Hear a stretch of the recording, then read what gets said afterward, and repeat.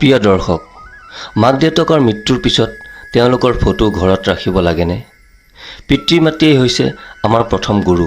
পিতৃ মাতৃৰ মৰম, ত্যাগ আৰু আশীৰ্বাদ হৈছে আমাৰ জীৱনৰ সকলোতকৈ ডাঙৰ পুঁজি। কিন্তু যেতিয়া তেওঁলোকে এই সংসাৰ এৰি থৈ গুচি যায়, তেতিয়া বহুলোকে নিজৰ পিতৃ মাতৃৰ স্মৃতিত তেওঁলোকৰ ফটো ঘৰত সযতনে ৰাখি থয়। কিন্তু এতিয়া প্ৰশ্ন হৈছে যে মৃত্যুৰ পিছত পিতৃ মাতৃৰ ফটো ঘৰত লগোৱাটো উচিত নে? ইয়াৰ লগত কিবা আধ্যাত্মিক প্ৰভাৱ জড়িত আছে নেকি? আৰু ভগৱান শিৱই এই বিষয়ে কি কৈছে? প্ৰিয় দৰ্শক, আজিৰ এই মহা গুৰুত্বপূৰ্ণ তথা জ্ঞানবৰ্ধক কথাখিনিত এসময়ত স্বয়ং ভগৱান শিৱই তেওঁৰ এজন ভক্তৰ আগত প্ৰকাশ কৰিছিল। গতিকে মহাদেৱে কোৱা সেই পবিত্ৰ কথাখিনি আপুনি যদি শুনিবলৈ আৰম্ভ কৰিছে, তেন্তে সম্পূৰ্ণকৈ শুনিব। এই কথাখিনি আধাতে এৰি মহাদেৱক অনাদৰ নকৰিব। আপুনি যদি সদায় মহাদেৱৰ কৃপা লাভ কৰিব বিচাৰে, তেন্তে কমেণ্টত সম্পূৰ্ণ শ্ৰদ্ধাৰে হৰ হৰ মহাদেৱ বুলি লিখি কথাখিনি শেষলৈকে শুনি লওক। প্ৰাচীন সময়ৰ কথা। এদিন ভগৱান বিষ্ণুৰ বাহন পক্ষীৰাজ গৰুৰে পৃথিৱীলৈকে পৰিভ্ৰমণ কৰিবলৈ আহিছিল। তেতিয়া গৰুৰ পক্ষীয়ে দেখিলে যে কিছুমান মানুহে মৃত ব্যক্তিৰ চিতাৰ কাষত ৰৈ কান্দি আছে, আৰু তাৰ কিছু সময়ৰ পিছতেই মৃত ব্যক্তিজনৰ পৰিয়ালৰ মানুহে সেই মৃত ব্যক্তিজনৰ ফটো ঘৰত ওলোমাই দিলে আৰু সেই ফটোখনৰ সন্মুখত বহি দুখ কৰিবলৈ ধৰিলে। সেই ব্যক্তিজনৰ লগত কটোৱা স্মৃতিবোৰ মনত পেলাই তেওঁলোকে পুনৰ কান্দিবলৈ ধৰিলে। এই দৃশ্যসমূহ দেখি গৰুৰ পক্ষী খুবেই আচৰিত হৈ পৰিল। তেওঁ ভাবিলে, এই ব্যক্তিজনৰ মৃত্যুৰ পিছতেই তেওঁৰ ফটো পৰিয়ালৰ লোকে ঘৰত কিয় ওলোমাই দিলে? তেওঁতো এতিয়া এই সংসাৰৰ মায়ামোহৰ পৰা মুক্ত হৈ গৈছে, তেন্তে তেওঁৰ ফটোখন পৰিয়ালৰ মাজত ৰাখি কি হ'ব? পক্ষীৰাজ গৰুৰে আৰু ভাবিলে যে এনেদৰে মৃত ব্যক্তিৰ ফটো ঘৰত ৰাখিলে কি হয়? মৃত ব্যক্তিৰ ফটো ঘৰত ৰাখিলে মৃত্যু হোৱা ব্যক্তিজনৰ আশীৰ্বাদ পৰিয়ালৰ মানুহে লাভ কৰে নেকি? নে ইয়াৰ আঁৰত আন কিবা ৰহস্য লুকাই আছে? পক্ষীৰাজ গৰুৰে এইবোৰ কথা বহু সময় ধৰি ভাবিছিল, যদিও পৃথিৱীলোকত দেখা সেই দৃশ্যৰ তেওঁ কোনো অৰ্থ বিচাৰি নাপালে, আৰু তেওঁৰ মনত বহু প্ৰশ্নই আমনি কৰিবলৈ ধৰিলে। মনত উদয় হোৱা প্ৰশ্নসমূহৰ উত্তৰ বিচাৰি গৰুৰ পক্ষীয়ে দ্বাৰকালৈ গৈ ভগৱান শ্ৰীকৃষ্ণক সাক্ষাৎ কৰিলে। ভগৱান শ্ৰীকৃষ্ণক প্ৰণাম জনাই গৰুৰে ক'লে, হে প্ৰভু, আপুনি এই সংসাৰৰ সৰ্বত্ৰে বিৰাজমান। আপোনাৰ পৰা এই সংসাৰৰ কোনো বস্তু, কোনো কথা লুকুৱাই ৰাখিব নোৱাৰি। প্ৰভু, আজি মই মনত কিছু শংকা লৈ আপোনাৰ কাষলৈ আহিছোঁ। মোৰ এই শংকাৰ সমাধান কেৱল আপুনিহে কৰিব পাৰিব। তেতিয়া ভগৱান শ্ৰীকৃষ্ণই ক'লে, পক্ষীৰাজ, তোমাৰ মনত কি শংকাৰ উৎপন্ন হৈছে, সকলো শংকা মোক নিসংকোচে প্ৰকাশ কৰা। তোমাৰ সকলো শংকা, সকলো সমস্যাৰ সমাধান কৰাটো মোৰ দায়িত্ব। প্ৰভু, পৃথিৱীত কোনো মানুহৰ মৃত্যুৰ পিছত পৰিয়ালৰ লোকে তেওঁৰ ফটো কিয় ঘৰত ৰাখি থয়? এনেকুৱা কৰাটো উচিত নে? মৃতকৰ ফটো ঘৰত ৰখাৰ ফলত তেওঁৰ পৰিয়ালৰ মানুহৰ কি কি লাভ হয়? মৃতকৰ ফটো ঘৰত ৰাখিলে ঘৰখনৰ সদস্যসকলৰ ওপৰত সেই মৃত ব্যক্তিৰ আশীৰ্বাদ অটুট থাকে নেকি? পক্ষীৰাজ গৰুৰৰ প্ৰশ্ন শুনি ভগৱান শ্ৰীকৃষ্ণই ক'লে, হে পক্ষীৰাজ, তুমি আজি এটা অতি মহত্বপূৰ্ণ প্ৰশ্ন কৰিছা। তোমাৰ এই প্ৰশ্নৰ মাজত সমস্ত মানৱ জাতিৰ কল্যাণ লুকাই আছে। এই সংসাৰত জন্ম লাভ কৰা প্ৰতিটো জীৱৰে মৃত্যু অনিবাৰ্য। পক্ষীৰাজ, তোমাৰ এই প্ৰশ্নৰ উত্তৰ মই এটা কাহিনীৰ মাধ্যমেৰে বুজাই দিম। তুমি এই কথাখিনি ধ্যান দি শুনিবা, আৰু যি মনুষ্যই এই কথা শেষ পৰ্যন্ত মনোযোগেৰে শুনিব, সেই মনুষ্যৰ ওপৰত মোৰ কৃপাদৃষ্টি সদায় থাকিব। তেতিয়া গৰুৰ পক্ষীয়ে ক'লে, হে প্ৰভু, মই আপোনাক বচন দিছোঁ, আপুনি কোৱা কথাখিনি মই সম্পূৰ্ণ ধ্যান দি শুনিম আৰু পৃথিৱীলোকত গৈ ইয়াৰ প্ৰচাৰ কৰিম। প্ৰভু, কৃপা কৰি আপুনি মোক সেই ৰহস্যৰ কথা কওক। গৰুৰৰ কথা শুনি স্বভাৱসুলভ হাঁহিটো মাৰি শ্ৰীকৃষ্ণই ক'বলৈ ধৰিলে, হে পক্ষীৰাজ, কাশীত এজন যুৱক আছিল, যাৰ নাম আছিল ৰামদাস। ৰামদাস ভগৱান শিৱৰ পৰম ভক্ত আছিল। ৰামদাসে সদায় সত্য আৰু ধৰ্মৰ পথত চলিছিল আৰু মাক দেউতাকৰ সেৱা কৰিছিল। এনেদৰেই তেওঁলোকৰ সংসাৰ সুখেৰে অতিবাহিত হৈ গৈ আছিল। ৰামদাসৰ পত্নীৰ নাম আছিল গীতা। গীতাও এগৰাকী প্ৰতিব্ৰতা চৰিত্ৰৱান ধৰ্মপৰায়ণ নাৰী আছিল। ৰামদাস অত্যন্ত পৰিশ্ৰমী আছিল।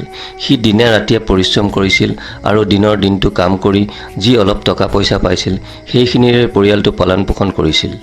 এদিন হঠাৎ ৰামদাসৰ মাক দেউতাকৰ মৃত্যু হ'ল। ৰামদাস অত্যন্ত দুখী হৈ পৰিল। মাক দেউতাকৰ অন্তিম সংস্কাৰৰ পিছত ৰামদাসে তেওঁলোকৰ এখন ডাঙৰ ফটো পূজা ঘৰত স্থাপন কৰিলে আৰু তেওঁলোকৰ ফটোৰ সন্মুখত প্ৰতিদিনে পূজা কৰিবলৈ ধৰিলে। ৰামদাসে দিনটোৰ আৰম্ভণি মাক দেউতাকৰ পূজা কৰিহে কৰিবলৈ ল'লে। কেইসপ্তাহমানৰ এনেদৰে পাৰ হোৱাৰ পিছত ৰামদাসৰ জীৱনত কিছুমান আচৰিত ঘটনা ঘটিবলৈ ধৰিলে। ৰামদাসৰ মানসিক অশান্তি বাঢ়ি গৈ থাকিল। সংসাৰত হাই কাজিয়া বৃদ্ধি পালে। আনকি সপোনতো তাক অদৃশ্য কিছুমান শক্তিয়ে দেখা দিবলৈ ধৰিলে। প্ৰত্যেক দিনাই পত্নী গীতাৰ লগত তাৰ কাজিয়া হ'বলৈ ধৰিলে। ৰামদাসৰ মন অশান্ত হৈ পৰিল।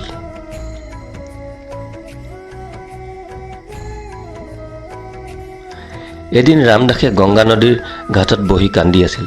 গংগাৰ সেই ঘাটৰ ওচৰতে এটা শিৱ মন্দিৰ আছিল। অলপ সময় ঘাটতে বহি থাকি ৰামদাসে মন্দিৰটোৰ ভিতৰলৈ সোমাই গ'ল। মন্দিৰত থকা শিৱলিংগৰ ওচৰতে বহি ৰামদাসে শ্ৰদ্ধাপূৰ্ণভাৱে ভগৱান শিৱক ক'বলৈ ধৰিলে, হে ভোলানাথ, আপুনি মোক উদ্ধাৰ কৰক, আপুনি মোক মাৰ্গদৰ্শন দিয়ক। মই মোৰ মৃত মা দেউতাৰ সদায় পূজা কৰোঁ, তেওঁলোকক শ্ৰদ্ধাঞ্জলি অৰ্পণ কৰোঁ।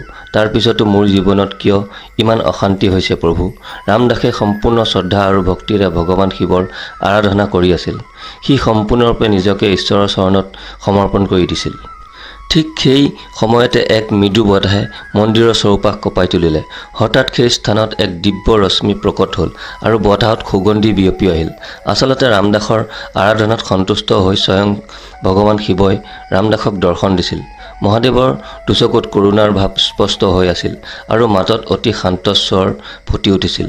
ভগৱান শিৱক সন্মুখত দেখি ৰামদাস বাক্ৰুদ্ধ হৈ পৰিল। স্বয়ং মহাদেৱ যে তাৰ সন্মুখত থিয় হৈ আছে সেই কথা তাৰ বিশ্বাসেই হোৱা নাছিল। কিছুপৰ মহাদেৱৰ ফালে একেথৰে চাই এটা সময়ত সি মনৰ কিছু সাহস গোটাই লাহেকৈ ক'লে, হে প্ৰভু, আজি আপোনাৰ দৰ্শন পাই মোৰ জীৱন ধন্য হৈ গ'ল। মোৰ জীৱন আজি সফল হ'ল। এতিয়া মোৰ জীৱনত আৰু একো ভয় নাই। এতিয়া মোৰ মনত কোনো সংকোচ নাই। কিন্তু প্ৰভু, মই জানিব বিচাৰোঁ যে মোৰ জীৱনত কিয় ইমান খেলিমেলি হৈ আছে। মইতো সদায় মোৰ মা দেউতাৰ পূজা কৰোঁ, সদায় প্ৰাৰ্থনা কৰোঁ, সৎ পথত চলি আছোঁ।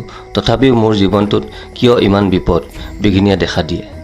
ৰামদাসৰ দুখভৰা কথা শুনি ভগৱান শিৱই ক'লে, হে পুত্ৰ, নিঃসন্দেহে তোমাৰ ভক্তি আৰু প্ৰেম মহান। তোমাৰ মনত তোমাৰ মা দেউতালৈ যি ভাৱ আছে সেয়া সঁচাকৈ প্ৰশংসনীয়। কিন্তু পুত্ৰ, যি কাম তুমি অজানিতে কৰি আছা সেই কামে কেৱল মৃতকৰ আত্মাক বান্ধি ৰখাই নহয়, বৰঞ্চ সেই কামে তোমাৰ জীৱনলৈ দুখ কষ্টও কঢ়িয়াই আনিছে। যেতিয়া কোনোবাই নিজৰ আপোনজনক হেৰুৱাই, বিশেষকৈ নিজৰ মাক দেউতাকক যেতিয়া কোনোবাই হেৰুৱায়, তেতিয়া তেওঁলোকৰ স্মৃতিয়ে আমনি কৰাটো স্বাভাৱিক।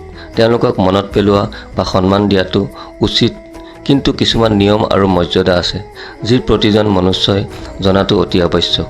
হে প্ৰভু, যেতিয়াই কোনো আত্মাই এই পৃথিৱী ত্যাগ কৰে, তাৰ পিছত সেই আত্মাৰ কাম হ'ল পৰৱৰ্তী জন্মৰ বাবে যাত্ৰা কৰা, আৰু সেই যাত্ৰা সম্পূৰ্ণ কৰাটোৱেই আত্মাটোৰ প্ৰধান কাম হৈ পৰে। এই যাত্ৰা আত্মাৰ বাবে বিধাতাই নিৰ্ধাৰণ কৰি থৈছে। কিন্তু যেতিয়া আমি মৃতকৰ ফটো মন্দিৰ, পূজাঘৰ বা থাপনা ৰখা স্থানত ৰাখি সেই ফটোৰ সন্মুখত প্ৰতিদিনে চাকি বন্তি দিওঁ, ফুল অৰ্পণ কৰোঁ, তেতিয়া সেই প্ৰেম এক বান্ধোন হৈ পৰে। যি আত্মাই এই সংসাৰৰ মায়ামোহ এৰি আগুৱাই যাব বিচাৰে, সেই আত্মা আমাৰ প্ৰেমৰ কাৰণে ভাৱনাত বন্দী হৈ যায়। তেওঁলোকৰ প্ৰতি ভক্তি ৰখাটো উচিত, কিন্তু তেওঁলোকক প্ৰেম মোহৰ পৰা মুক্ত কৰি দিব লাগে। এইদৰে তেওঁলোকক বান্ধি ৰখাটো উচিত নহয়, কিয়নো সঁচা প্ৰেম সেয়াহে যিয়ে আত্মাৰ মুক্তি বিচাৰে। সেয়ে প্ৰেম বা ভালপোৱা নহয় যিয়ে মৃতকক মোহত বান্ধি ৰাখে। ভগৱান শিৱই ৰামদাসক আৰু ক'লে, হে পুত্ৰ, যি স্থানত ভগৱানৰ শক্তি নিহিত হৈ থাকে, য'ত মন্ত্ৰৰ ধ্বনি গুঞ্জৰিত হৈ থাকে, য'ত প্ৰজ্বলিত বন্তিয়ে আত্মাক পৰমাত্মাৰ লগত মিলাই, সেই স্থানত মৃত ব্যক্তিৰ ফটো ৰখাটো একেবাৰে উচিত নহয়। এই কথাখিনি প্ৰতিজন মনুষ্যই জনাটো অতি জৰুৰী। যেতিয়া আমি পূজা বা প্ৰাৰ্থনা কৰা স্থানত মৃতকৰ ফটো ৰাখোঁ, তেতিয়া আমি অজানিতে দুটা বেলেগ বেলেগ শক্তিক একেলগে একে স্থানতে সংযোগ কৰি দিওঁ। এনে কৰিলে আত্মাই কষ্ট পোৱাৰ লগতে ঘৰখনৰ শান্তি ভংগ হয়। ভগৱানৰ স্থান সদায় আত্মাৰ মুক্তিৰ কেন্দ্ৰ আৰু মৃতকৰ স্থান সদায় শ্ৰদ্ধা আৰু স্মৃতিৰ মাজত। এই দুয়োটা স্থান সদায় বেলেগ বেলেগ কৰি ৰাখিব লাগে। ভগৱান শিৱই পুত্ৰ ৰামদাসক ক'লে, হে পুত্ৰ, যদি তুমি তোমাৰ মা দেউতাৰ ফটো ঘৰত ৰাখিব বিচাৰা, তেন্তে সেই ফটো এনেকুৱা স্থানত ৰাখিবা য'ত চাকি বন্তি বা ধূপ জ্বলোৱা নহয়, য'ত পূজা পাঠ কৰা নহয়। তুমি মা দেউতাৰ প্ৰতি শ্ৰদ্ধা ৰাখিবা, কিন্তু তেওঁলোকৰ পূজা নকৰিবা। পূজা তাতহে কৰা হয় য'ত ভগৱানক আহ্বান কৰা হয়, আৰু স্মৰণ তাত কৰা হয় য'ত কাৰোবাক হৃদয়ৰ পৰা প্ৰেমপূৰ্বক মনত পেলোৱা হয়। হে পুত্ৰ, প্ৰেম আৰু পূজাৰ মাজত থকা পাৰ্থক্য বুজিবলৈ যত্ন কৰা।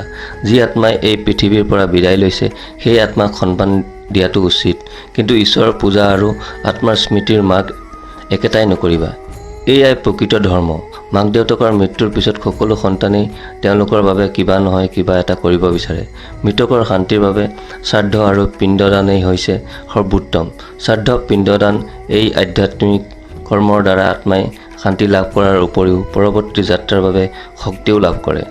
এই সংসাৰ মাথো মোহ মায়া আত্মাই এই পৃথিৱীলৈ আহে, অনুভৱ কৰে আৰু এই সংসাৰৰ পৰা গুচি যায়।